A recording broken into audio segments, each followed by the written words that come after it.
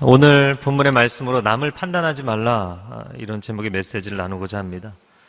크게 두 가지 부분입니다. 남을 판단하지 말라, 그리고 두 번째는 겸손히 배워 스승을 닮아가라. 오늘 37절과 38절의 말씀에 보면 네 가지 명령어가 나오죠. 판단하지 말라, 정죄하지 말라, 용서하라, 그리고 넘치도록 기꺼이 주라, 이렇게 말씀합니다. 그래서 예수님은 사람들에게 남을 판단하는 것이 아니라 오히려 감싸주고 덮어주고 용서하라고 말씀하십니다. 그런데 시대적으로 보면 건강한 분별력과 판단력이 너무나 절실히 필요한 시대입니다. 정보의 홍수시대에 살고 있기 때문에 이 건강한 판단력이 상당히 중요한 시대가 되었습니다. 또 신앙생활을 하면서도 선과 악을 판단하고 거짓과 진리를 판단하는 것 매우 중요합니다. 우리 내면적으로 보자면 감동과 충동의 차이를 분별하고 사랑과 유혹의 차이를 분별하고 하나님 주신 비전과 세상적인 인간적인 야망을 분별하고 이 분별과 판단은 매우 중요한 요소입니다. 그런데 왜 예수님께서 우리에게 판단하지 말라고 말씀하셨는가? 그것은 건강한 판단력마저 포기하라고 말씀하시는 것이 아니고요. 종교적으로 다른 사람을 계속해서 지속적으로 비판하는 이 비판적인 습관에 빠져 있는 사람들에 대한 경고의 말씀입니다. 그렇다면 오늘날 우리 크리스찬들은 어떠한가? 우리가 기독교인이기 때문에 늘 옳고 그름에 대한 가르침을 많이 듣습니다. 그러다 보니까 오히려 세상 사람들보다 더 비판적이고 다른 사람을 잘 정죄하고 단정적으로 생각하는 경향들이 참 많이 있습니다. 그래서 우리도 동일하게 이 예수님 시대의 종교 지도자들처럼 잘못된 습관적인 비판주의에 빠지지 않고 건강한 분별력을 유지하려면 어떻게 해야 되는가? 이것을 강해 설교지만 약간 주제 설교처럼 판단하지 말라라는 제목으로 5가지 메시지를 나누고자 합니다. 첫 번째는 오늘 말씀의 제목처럼 남을 판단하지 말라. 왜냐하면 남이기 때문이죠. 남을 판단하지 말라고 했죠. 아무리 가까워도 그는 남이기 때문입니다. 사실 우리는 가장 가까이에 있는 사람들을 가장 쉽게 판단합니다. 그리고 가장 함부로 대합니다. 내 가족, 내 친한 친구들, 직장 동료, 또 교회 공동체 식구들, 그 사람들이 어떻게 남이냐, 우리가 어떻게 남이냐 이렇게 생각을 하죠. 그런데 이렇게 사람의 관계가 친밀해질수록 사람들은 무례해지는 경향이 있습니다. 그래서 다른 사람과 친밀해졌는데, 사랑하고 가까워졌는데 상처를 받았던 사람들은 다시 어떤 사람을 사랑하고 가까워지는 것에 대한 두려움을 갖게 되는 것이죠. 친밀함과 무례함은 많은 사람들이 혼동하고 있지만 이것은 분명히 다른 개념입니다. 여러분, 친밀함과 무례함은 다른 것이에요. 내가 그 사람과 친밀해졌기 때문에 때로는 무례해지는 것이다. 그것은 잘못된 변명이고요. 그를 존중하지 않기 때문에 무례해지는 것이죠. 그래서 인간관계의 성숙에 2가지 중요한 지표가 있다면 그것은 친밀함과 존중함입니다. 내가 그와 얼마나 친밀한가, 친밀하면서도 그를 얼마나 존중하는가. 이 2가지가 인간과 인간의 관계, 또 인간과 하나님의 관계의 성숙의 지표입니다. 근데 이 2가지는 참으로 만나기가 어렵습니다. 2가지 모두를 갖기가 참 어렵습니다. 너무 친해지면 함부로 말하고 함부로 대하게 되죠. 그래서 그것 때문에 상처와 두려움이 생기는 것입니다. 이 정반대로 예의를 지키면 관계는 굉장히 평안하고 위험 요소가 없어요. 그런데 안전한 관계, 포멀하게 형식적인 관계를 계속 유지하면 몇 년을 옆에 있어도 친하지 않은 거예요. 함께 직장을 다녀도 함께 한 집안에 살아도 친하지가 않은 거예요. 그래서 내 곁에 오랫동안 있었던 사람이라고 생각을 하지만 실제로는 서로에 대해서 모르고 친밀하지 않은 그런 관계들이 있습니다. 우리의 가정은 어떠한지 진단을 해볼 필요가 있다고 생각이 됩니다.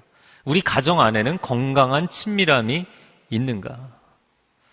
우리가 가깝기 때문에, 한 지붕 안에 살고 있기 때문에, 살을 붙이고 살고 있기 때문에 서로에게 무례하게 대하고 있지는 않은가? 서로에게 상처를 계속 주고 있지 않은가?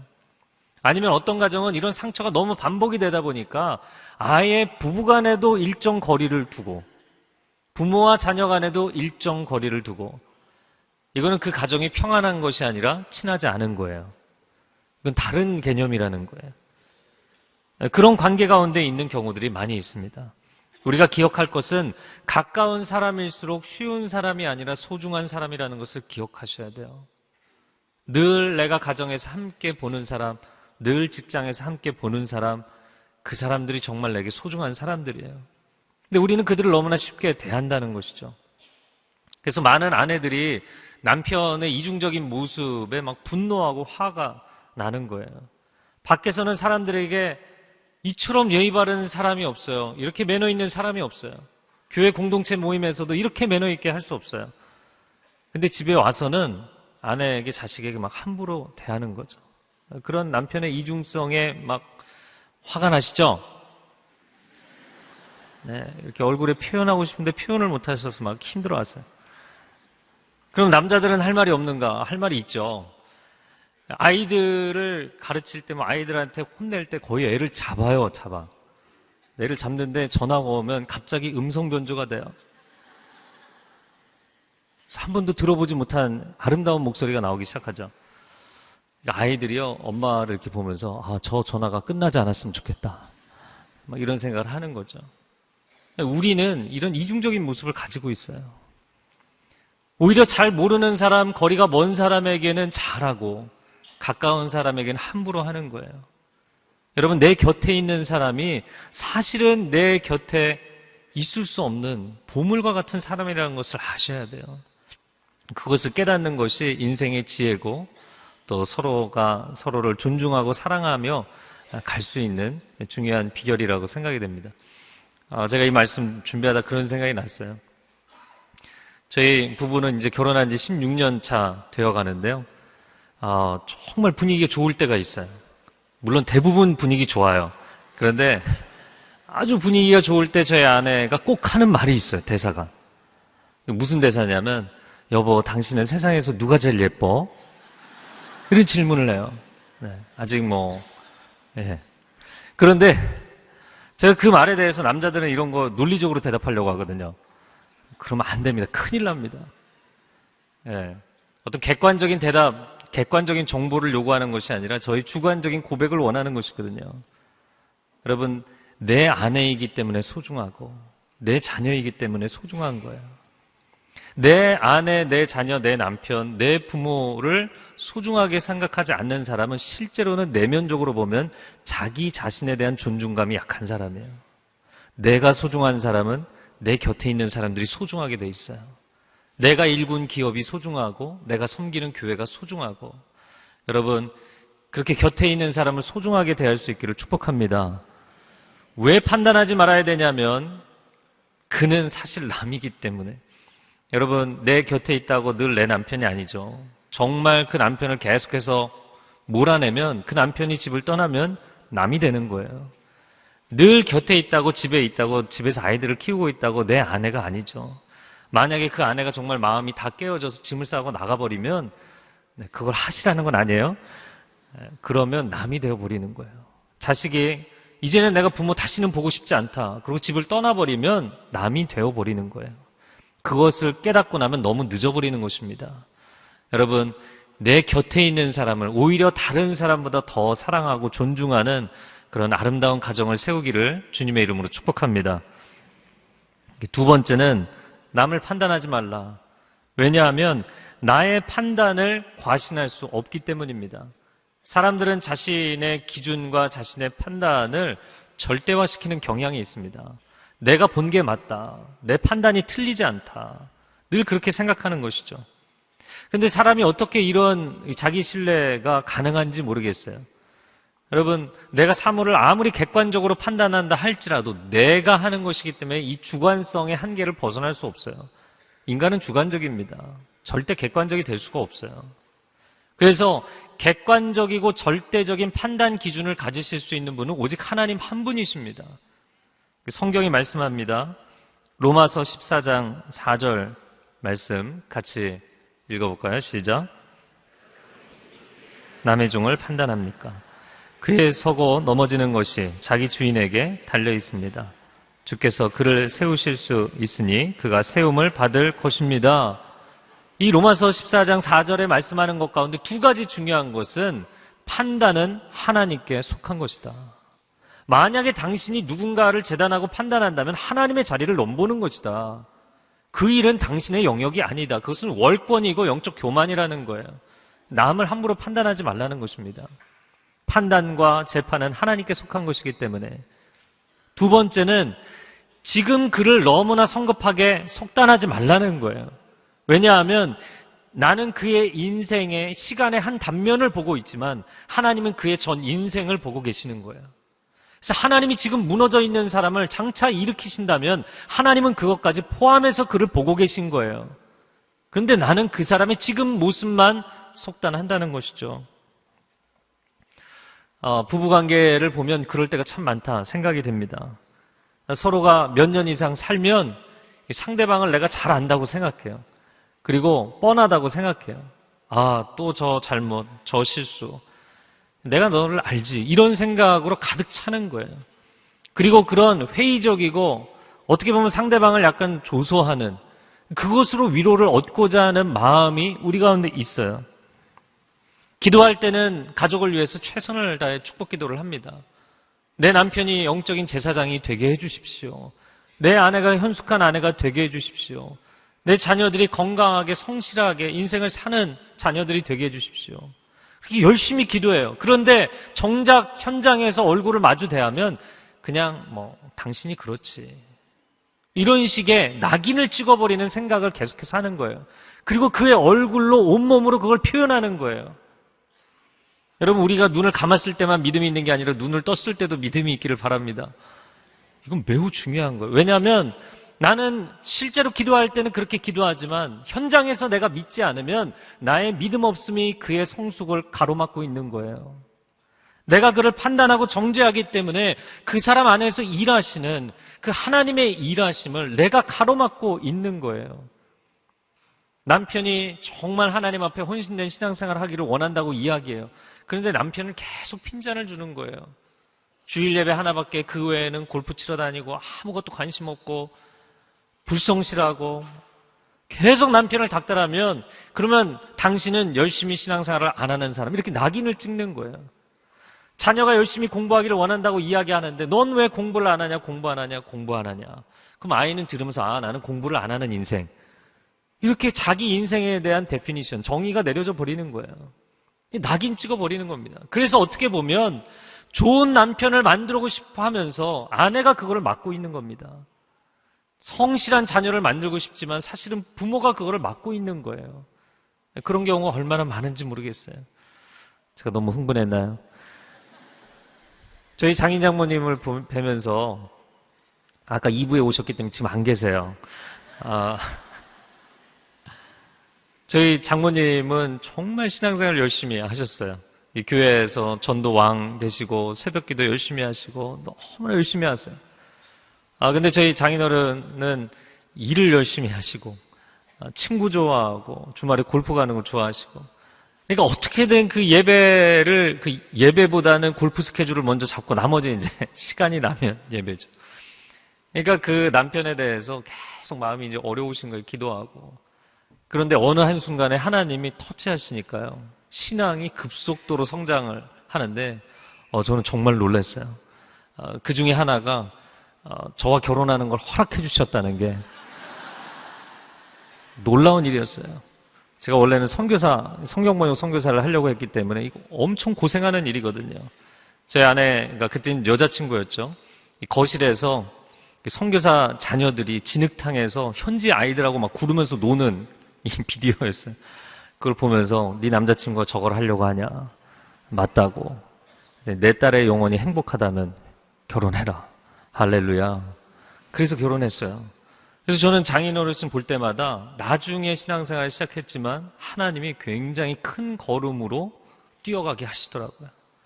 여러분, 우리 남편을, 아내를, 자녀를 하나님 앞에 올려드린다고 이야기하지만 사실은 내가 판단하고 정죄하는 것이 그의 인생을 가둬두는 경우가 많다는 것입니다. 이제는 그것을 내려놓아야죠. 여러분, 가족을 우리의 입술로 믿음으로 축복하면 축복한 대로 이루어질 줄로 믿습니다. 세 번째, 남을 판단하지 말라. 왜냐하면 나 자신도 은혜가 필요한 죄인이기 때문입니다.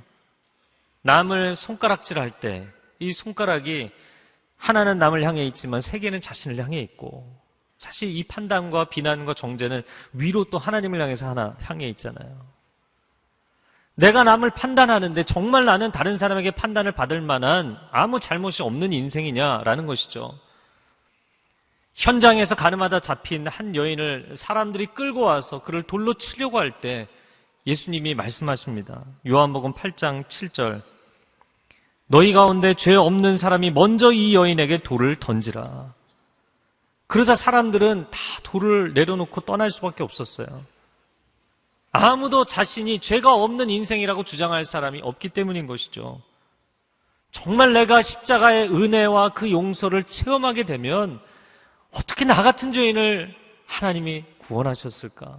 나 같은 죄인 살리신 주 은혜 놀라와 눈물을 흘리고 이 심정을 쏟아놓으며 하나님 앞에 감사할 수밖에 없는 것입니다. 사도 바울이 고백한 것처럼 세상에 수많은 죄인이 있지만 내가 가장 최악의 죄인입니다. 나는 죄인의 괴수입니다. 라는 고백이 있는 것이죠.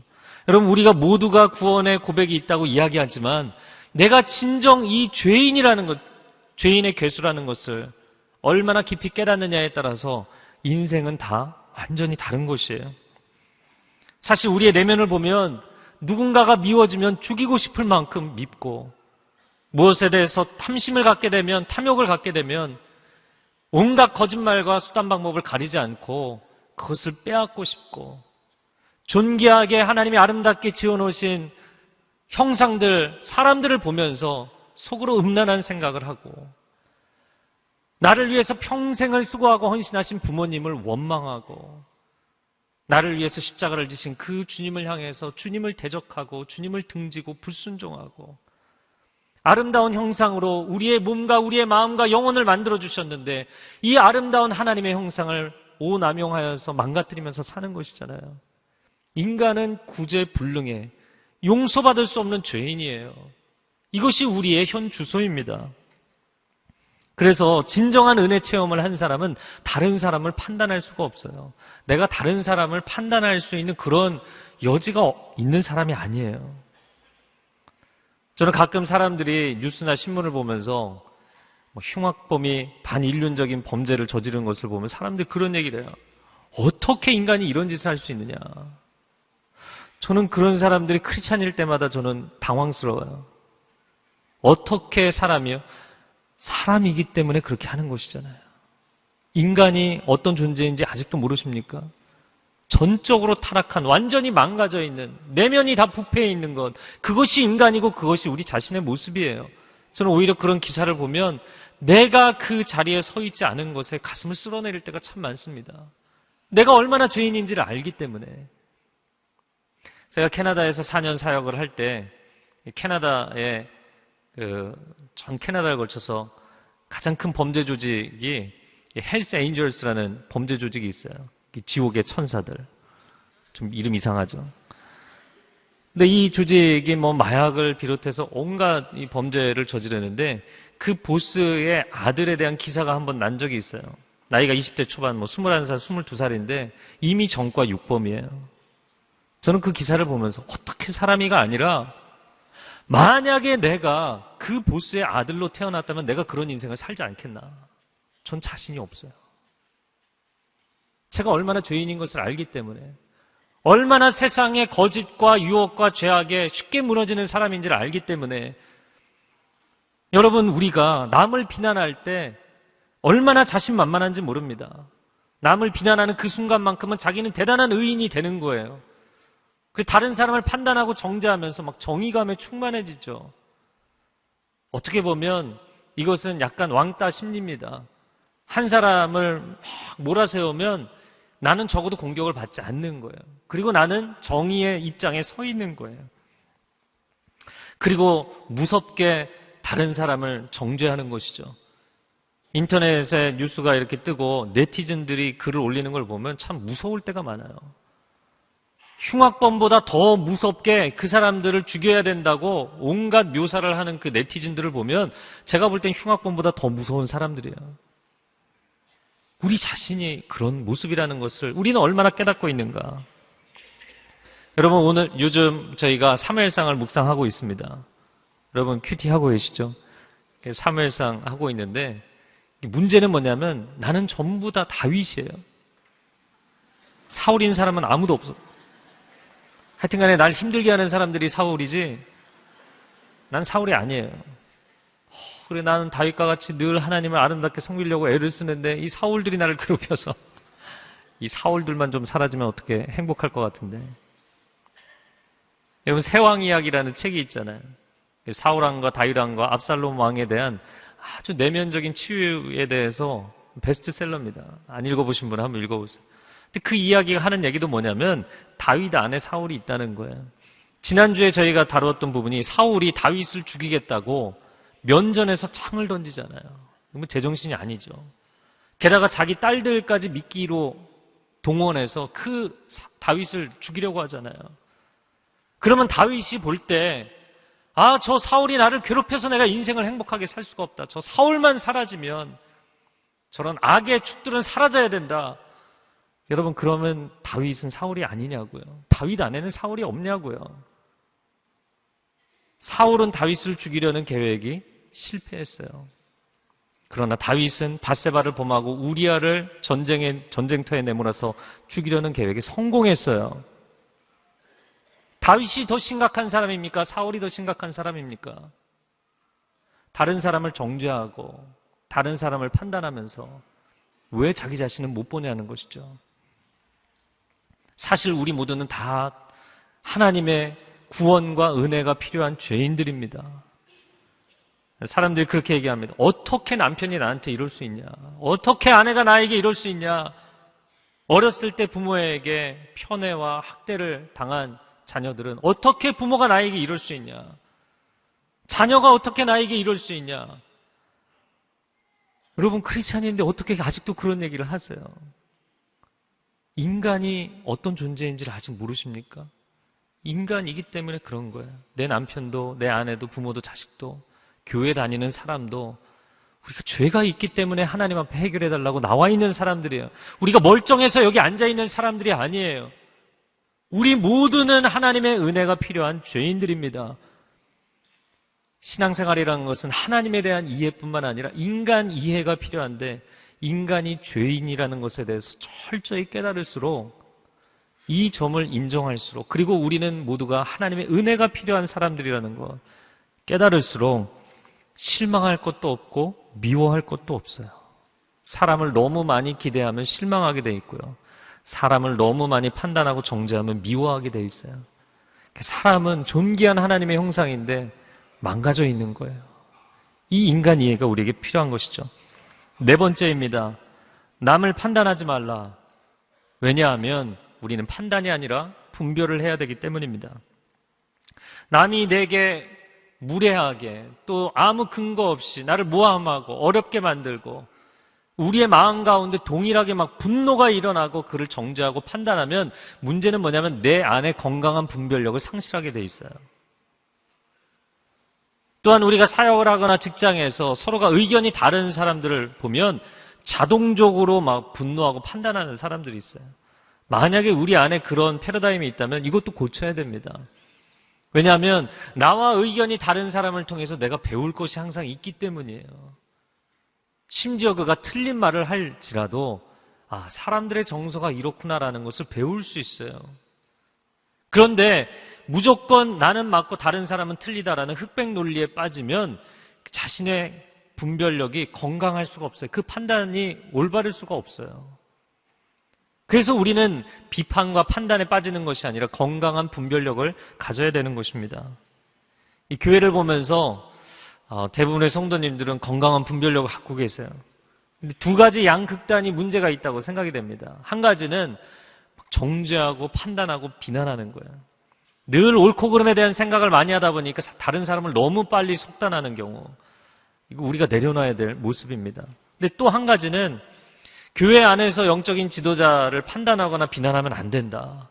그래서 판단하고 비난하지 않는 것은 좋은데 분별조차 하지 않으려고 하는 것, 이것도 잘못된 것이에요. 그래서 교회가 잘못이 있거나 만약에 목회자들도 잘못하잖아요. 목회자가 잘못이 있으면 그것에 대해서 막 비난하고 정죄해서 전체를 힘들게 하고 내 인생을 고통스럽게 하고, 물론 그것은 잘못이겠죠. 그러나 무엇이 올바르고 무엇이 잘못된 것인지 좀 분별해야 돼요. 알아야 되는 거예요. 왜냐하면 우리 모두가 언젠가는 그 교회 안에서, 그 공동체 안에서 리더십이 되기 때문이죠. 그리고 내게 결정권이 왔을 때 그때 정말 그 공동체를 아름다운 공동체로 세우려면 지금 분별하고 있어야 되는 거예요. 제가 대학 다닐 때 저는 제가 속해 있는 영문과 안에서 아주 작은 기도 모임을 했어요. 간사님도 없고 참 힘들게 기도 모임을 했습니다. 근데 캠퍼스 안에 큰 선교단체들이 많이 있었어요. 근데 한 선교단체에서 열심히 2년 동안 훈련을 받았던 자매가 그 선교단체 이제 리더가 돼야 된 리더로 헌신하지 않고 저희 모임에 헌신을 했어요. 저야 너무 반갑고 할렐루야였죠. 사실은 그 자매가 지금 제 아내예요. 저 때문에 왔는지 진짜 헌신해서 왔는지 잘 모르겠어요. 근데 본인이 기도하고 온 거예요. 그런데 그 속해 있던 선교단체 간사님에게 호출을 받아서 1시간 동안 혼났더라고요. 우리가 너를 어떻게 키웠는데 왜 딴 단체에 가서 섬기냐라는 거죠. 여기는 도울 리도 없고 참 연약한 공동체라서 섬기려고 했는데, 그래서 제가 이건 잘못됐다. 이건 분명히 잘못된 거다. 믿음의 사람들 간에는 회유와 협박이 없어야 되거든요. 제가 제일 싫어하는 게 회유와 협박이거든요. 이건 정치적이고 인간적인 것이잖아요. 그런데 믿음의 사람들 간에도 성도가 기도한 것을 신뢰해주지 못하고 막 회유하고 협박한다고요. 그리고 내가 키웠으니 너는 나한테만 헌신해야 된다. 우리는 하나님께 헌신하는 사람들인 줄로 믿습니다. 그래서 제가 이건 잘못됐다 얘기를 하니까 저희 아내가 막 머리를 흔들면서 귀를 막으면서 그러는 거예요. 나는 내 간사님을 판단하면 안 된다고. 오케이 판단하지 말라고. 그런데 분별은 해야 된다. 여러분 이걸 기억하십시오. 비난과 판단에 빠지면 내 안의 분노로 인해서 나도 불타게 돼 있어요. 판단은 하지 마십시오. 그러나 분별은 하십시오. 분별은 하되 판단에 빠지지는 마십시오. 결국에는 자녀가 부모가 되는 날이 오게 돼 있고, 사원이 사장이 되는 날이 오게 돼 있고, 며느리가 시어머니가 되는 날이 오게 돼 있어요. 건강한 분별력을 가지고 있는 사람이 리더가 될 때 시대를 바꾸게 될 줄로 믿습니다. 그래야만 회복이 우리 가정에 오는 것이에요. 5번째입니다. 남을 판단하지 말라. 왜냐하면 우리는 판단이 아니라 사랑을 해야 되기 때문입니다. 우리가 가정 안에서 사랑이라는 이름으로 서로를 얼마나 괴롭히는지 모릅니다. 집착하고 조종하려고 하고. 여러분 비슷한 것 같지만 가까이 다가가기 때문에 착자라는 단어를 쓰는데 애착과 집착은 다른 거예요. 건강한 애착 관계가 형성이 되는 것과 중독적인 집착 관계는 전혀 다른 것이에요. 그런데 우리가 가까이 있기 때문에 오히려 사람에게 집착하고 그를 조종하려고 하고 괴롭히는 경우가 얼마나 많은지 몰라요. 한국 사회는 이 정의 문화고 늘 가깝잖아요. 그러다 보니까 이런 문제들이 많이 생깁니다. 처음에 결혼할 때는 저 사람이 내 곁에만 있어주면 참 좋겠다. 여러분 그러셨죠? 기억들이 안 나시는 것 같아요. 그러던 때가 있었어요. 그런데 그 사람을 집에 데리고 와서 괴롭히는 거예요, 평생. 제가 한때는 결혼을 안 하려고 생각을 했어요. 굉장히 부정적이고 회의적일 때. 그때 결혼에 대해서 뭐라고 생각했냐면, 결혼은 내가 제일 사랑하는 사람을 데려다가 평생 괴롭히는 거. 이게 결혼으로 보이더라고요. 여러분 우리가 그런 삶을 살아서야 되겠습니까? 그 잘못된 것이죠. 그럼 왜 인간의 사랑은 이렇게 될 수밖에 없는가? 우리가 하나님의 사랑의 본을 따라간다면 우리의 관계는 새로워질 수 있어요. 하나님은 우리를 사랑하시지만 우리를 조종하려고 하거나 강요하거나 억압하지 않으셨어요. 여러분, 십자가가 무엇입니까? 십자가는 강요나 억압이 아니라 감동이에요. 십자가는 우리를 향한 하나님의 사랑의 표현인데 우리를 기다려주시는 거예요. 내가 그 십자가의 사랑을 받아들이기까지 인격적으로 기다려주시는 참 좋으신 하나님이신 줄로 믿습니다. 그 사랑을 받은 사람들이잖아요. 그러면 우리는 이제 그 사랑을 나눠줘야 되는 것이죠.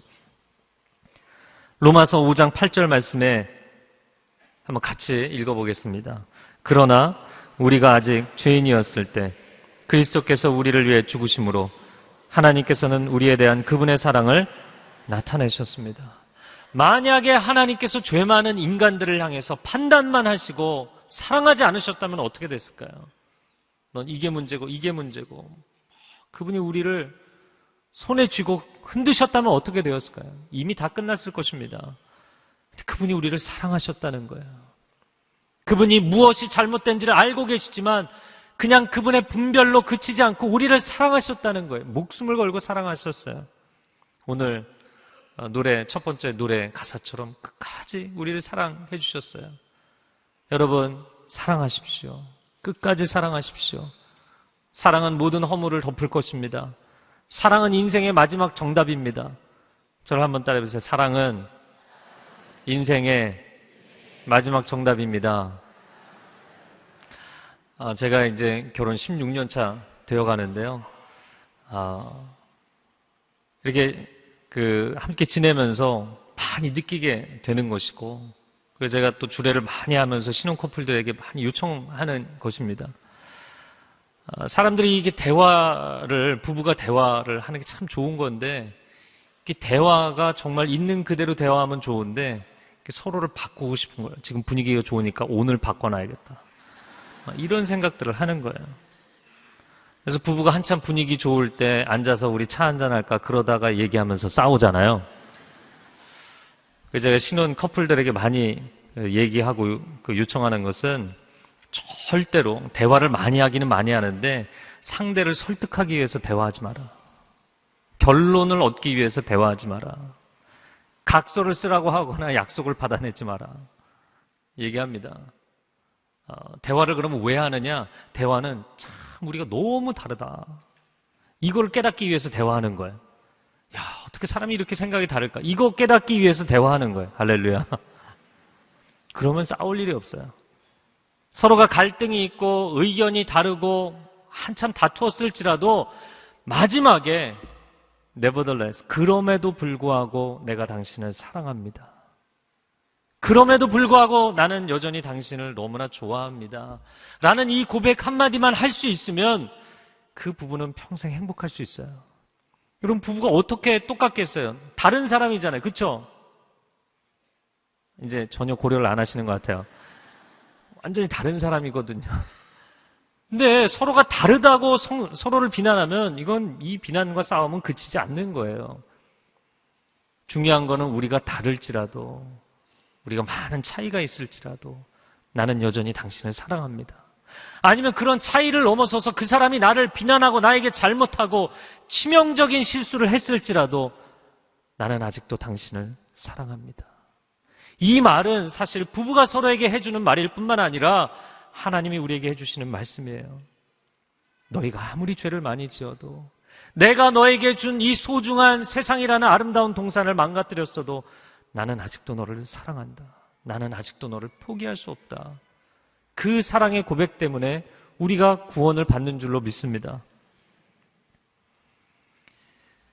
오늘 본문의 이제 두 번째 부분, 또 결론입니다. 39절에서 40절 말씀 같이 읽겠습니다. 시작. 예수께서 또한 그들에게 눈먼 사람이 눈먼 사람을 인도할 수 있느냐? 그러면 둘 다 구덩이에 빠지지 않겠느냐? 학생이 스승보다 나을 수 없다. 그러나 누구든지 다 배우고 나면 자기 스승과 같이 될 것이다. 소경은 소경을 인도할 수 없다. 둘 다 구덩이에 빠질 것이다. 이 말씀은 뭐냐면 소경인데 보는 척하고 있는 당시의 종교 지도자들을 향해서 하시는 말씀이에요. 근데 그런 소경을 따라가면 같이 구덩이에 빠지겠죠. 앞서가는 지도자들, 영적 지도자라고 이야기하는 서기관과 바리새인들, 제사장들이 소경인 거예요. 하나님의 아들조차 알아보지 못하는, 하나님이 무엇을 진정으로 원하시는지를 모르는, 그러니까 그들을 뒤쫓아가는 무지한 이 백성들도 여전히 소경이어서 그냥 함께 빠져버리는 것이죠. 40절에 학생이 스승보다 나을 수 없다. 스승이 소경이니 제자가 어떻게 그 수준을 넘겠냐는 거예요. 여러분, 학생은 선생님의 수준 그만큼 잘하는 것이고요. 또 자녀는 부모의 수준만큼 잘하는 것이고요. 성도들은 그 교회와 목회자의 수준만큼 가는 것이에요. 그래서 팔로워들을 따라오는 사람을 원망할 이유는 하나도 없는 것입니다. 좋은 스승이 되는 것이 중요하고 좋은 부모가 되는 것이 중요하죠. 좋은 목회자, 좋은 교회를 세우는 것이 중요합니다. 그렇기 때문에 우리가 이 소경된 지도자를 따라가지 않고 진정한 우리의 영적인 스승이 되시는 예수 그리스도를 따라가야 되는 줄로 믿습니다. 소경을 따라가면 당신은 소경의 수준이겠지만 주님을 따라가면 주님을 닮은 인생이 될 것이다 말씀하시는 것이죠. 그것이 40절 하반절에 누구든지 다 배우고 나면, 좋은 스승 예수님을 만나서 잘 배우고 나면 그 스승과 같이 될 것이다 말씀하는 것이죠. 41절과 42절 같이 읽겠습니다. 어째서 너는 내 형제의 눈에 있는 티는 보면서 내 눈에 있는 들보는 깨닫지 못하느냐? 내 눈에 있는 들보는 보지 못하면서 어떻게 형제에게 형제여 내 눈에 있는 티를 빼자 하겠느냐? 위선자여 먼저 내 눈에서 들보를 빼내라. 그런 후에야 내가 정확히 보고 형제의 눈 속에 있는 티를 빼낼 수 있을 것이다. 형제의 눈에 들어있는 이 톱밥 조그만 조각은 보면서 자기 눈에 들어있는 석가래로 사용하는 큰 목재죠. 어떻게 들보는 못 보냐. 무슨 얘기냐면 자기 자신은 회개하지 않으면서 자기 자신은 잘못된 부분에 대해서 지적받거나 배우려는 생각이 없으면서 다른 사람은 지적하고 판단하는 사람은 위선자라는 거예요. 위선자라는 표현이 나오죠. 근데 이 위선자라는 원래 단어의 의미는 연극 배우예요. 연기자, 배우예요. 나는 실제 그 사람이 아닌데 그 사람인 척을 하며 살아가는 거죠. 의인이 아닌데 남을 판단하면 나는 의인인 척하고 있는 거예요. 무슨 얘기인지 아시겠어요? 내가 사실은 알지 못하는데 아는 것이 없는데 다른 사람을 이끌어간다고 내가 선생인 척하는 거예요. 그건 잘못된 것이라는 거죠. 위선자라는 것입니다. 그래서 배우가 되지 말고 위선자가 되지 말고 배우는 자가 되라. 오늘 이 말씀의 결론 부분입니다. 제가 오늘 여러 가지 말씀을 이렇게 나누었잖아요. 근데 집에 돌아가시면서 당신 오늘 목사님이 하시는 말씀 들었지? 이런 거 하시지 말라는 거예요. 이 사람이 눈 감고 있었는데 제대로 들었나? 막 이게 점검하고 싶은 거예요. 공부를 제대로 했는지. 그리고 큐티를 하면서 그날 큐티가 회개라, 너 잘못된 거 고쳐라 이렇게 하면 이 중요한 내용을 오늘 김 집사가 이거 큐티를 했나 모르겠네. 그 사람이 이거 봐야 되는데 이거. 그러니까 이 말씀의 화살이 나한테 와서 꽂히는 게 아니라 다 피해가고 다른 사람한테만 꽂히기를 원하는 거예요. 그러지 말라는 것이죠. 하 목사님이 생전에 저희 교회 양육의 원리로 하신 말씀이 있어요. 배우든지 가르치든지, 가르치든지 배우든지. 저를 한번 따라해 보시겠어요? 가르치든지 배우든지. 네, 이 말씀은 뭐냐면 다른 교회에서 신앙생활을 하시고 또 지방에서 이사 오신 분들도 신앙생활 오래 하신 분들이 8주 세가족반 해야 되고 또 큐티 1:1 배워야 되고 나 이미 다 배웠다는 거죠. 나 다 안다. 그러면 하 목사님 말씀하시면 그러면 가르치시든지 가르치려고 보니까 자신이 없는 거예요. 그럼 배우시든지. 이건 말씀이에요. 이해를 못하고 계셨나요 원래? 원래 그런 뜻입니다. 그래서 겸손히 배우라는 거예요. 교회에 그냥 등록 안 하고 예배만 오시는 분들은 이제 조인하시면 좋을 것 같아요. 새가족반에도 들어오시고 다 아는 내용이지만 배우세요. 배우고 또 가르치는 자리에 서고 많은 사람을 일깨울 수 있는 그런 축복의 사람들이 되기를 바랍니다. 네. 그래서 배움은 겸손을 의미한다는 거예요. 오늘 이 내용이 판단하는 자는 교만한 것이고 배우고자 하는 자는 겸손한 자라는 거예요. 한 목사님의 삶을 이렇게 쭉 돌이켜보면 정말 겸손한 분이셨어요. 왜냐하면 그분은 배우기를 기뻐하는 분이셨기 때문에. 그래서 누구를 만나든 어떤 목회자를 만나든 늘 배우셨어요. 심지어 파트 전사님이 사역 발표를 30초, 1분 이렇게 발표하는 것도요, 배울 게 있다고 늘 경청하셨어요. 성도들이 찾아오면 개인의 삶에 대한 얘기, 직업 얘기, 하는 사역 얘기하면 그 배울 게 있다고 늘 경청하셨어요. 다른 교회를 다니시면 그 교회에서 배울 게 있다고 그 교회에서 사역 배워와서 저희 교회에 심어서 이렇게 교회 사역이 많아진 거예요. 그러니까 늘 배우셨어요. 그렇게 출중하고 탁월한 영성과 실력을 가지신 분이 늘 겸손하게 배우시더라고요. 여러분, 우리는 배우는 사람이 되어야 될 줄로 믿습니다. 얼마나 시의적절한지 여러분 할렐루야. 열심히 배우세요. 이거 나 다 했다. 오늘 이게 20년째 다녔다. 이렇게 얘기하지 마시고 아직 안 배우신 과목이 있으면 한 학기에 한 과목 꼭 들으시면 좋을 것 같아요. 좋은 리더가 되려면 좋은 팔로워가 돼야 되고 좋은 부모가 되려면 좋은 자녀가 돼야 되는 것입니다. 좋은 순장이 되려면 좋은 순원이 돼야 돼요. 그래서 여러분 드리는 말씀은 내 말 좀 들어라. 부모가 자녀에게 너무 닥달하지 마시고요. 하나님이 우리 등 뒤에서 등을 톡톡 치시면서 너는 내 말을 듣고 있니? 그러시잖아요. 하나님 말씀을 잘 듣는 부모가 되십시오. 안 들리시면 새벽 예배를 나오십시오. 좋은 순장님이 되시려면 좋은 바이블 스터디를 하는 주님의 제자가 돼야 돼요. 좋은 순장님이 되시려면 새벽 예배를 나오십시오. 그러면 당일치기로 순 공부하지 않으셔도 새벽 예배 나오시면 늘 준비가 되어 있을 것입니다.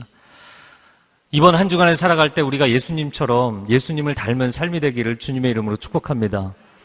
예수님은 누군가를 판단하거나 정죄하지 않으셨고요. 판단은 죄가 있으니까 판단하고 정죄하는 거는 너는 용서도 못 받는다. 낙인 찍는 거잖아요. 주님은 판단과 정죄가 아니라 분별과 사랑을 하셨어요. 무엇을 하셨다고요? 분별과 사랑을 하셨어요.